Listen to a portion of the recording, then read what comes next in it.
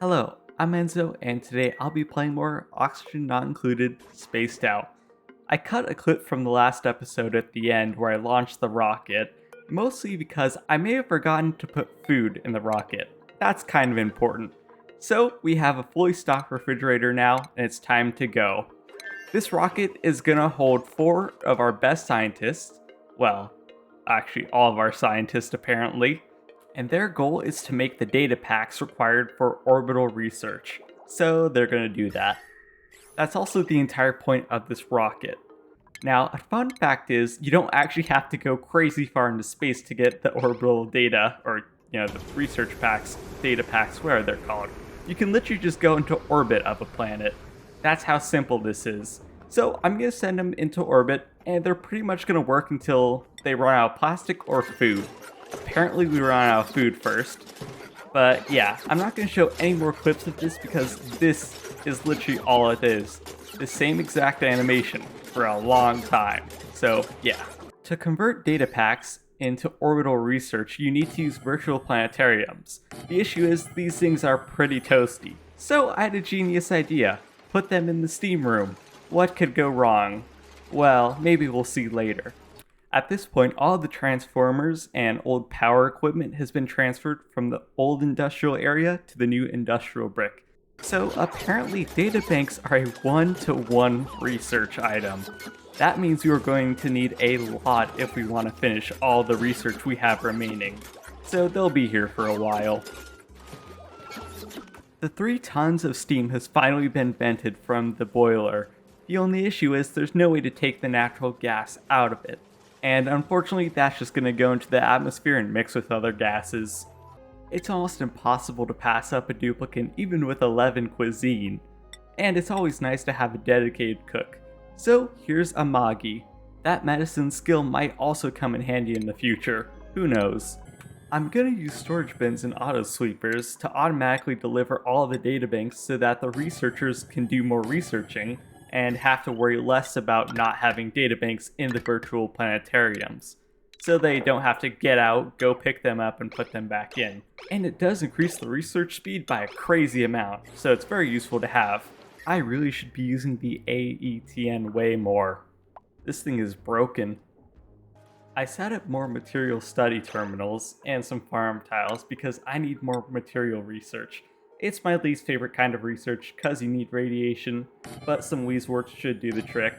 And this is my classic setup. Auto sweeper and storage bins so that the duplicants don't have to get close and get very heavily irradiated. It appears we're running out of food in the rocket.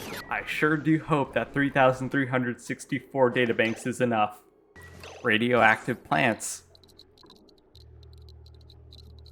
Obviously, I'm not going to show me completing every single bit of research. Just know I'm going to research everything left at this point, because I can. Drill cones are going to have to wait a little while though. I'd rather get a more powerful engine first. This is a setup to deal with all those bottled liquids that are just lying around everywhere.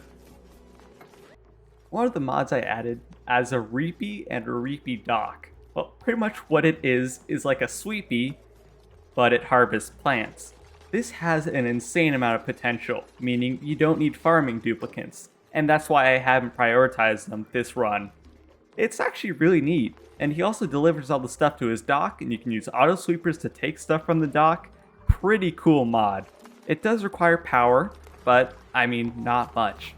So Reapy is definitely worth it to have around.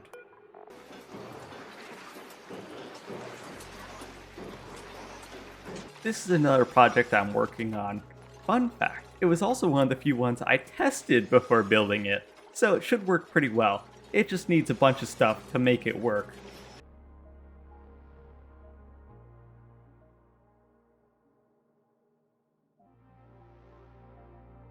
I am probably around 400 cycles and many duplicants that are injured overdue for an evolution chamber.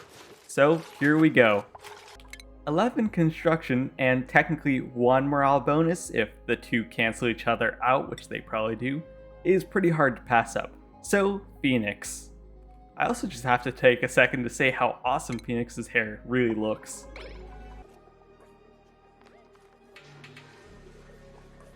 I use solid filters so rarely that I had to research them just for this evolution chamber. I can already tell this is going to make my life way easier, especially because it removes the eggs immediately as they're laid so that the hatches can lay more eggs and not be concerned about cramping. That's pretty awesome. I basically ran out of salt and rust, which means I'm not making oxygen out of rusty oxidizers. I'm gonna need a new solution. And it's gonna be taking oxygen from the atmosphere. You may wonder why. Well, you see the air pressure? 5 kilograms. That's a little bit overkill. And considering the base is insulated, it can definitely work.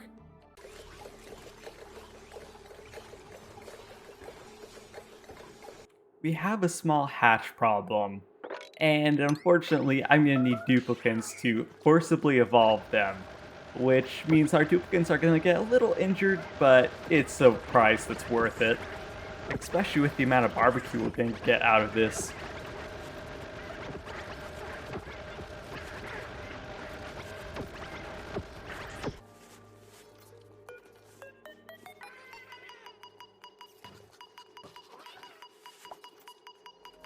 This oxygen setup is now obsolete, so I'm just going to remove it, because there's no point in keeping it.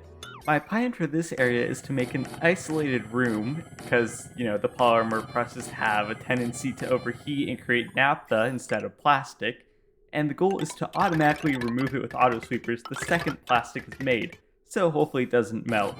The only issue is I'm gonna have to vacuum out the entire place first, and in the next episode I'll finish it. There are a few other challenges that it has, and I don't have the time to put all the footage in this episode. Anyways, thank you all for watching. If you enjoyed, consider leaving a like, maybe even subscribing. This is gonna be Enzo from LookIntoGaming, signing out.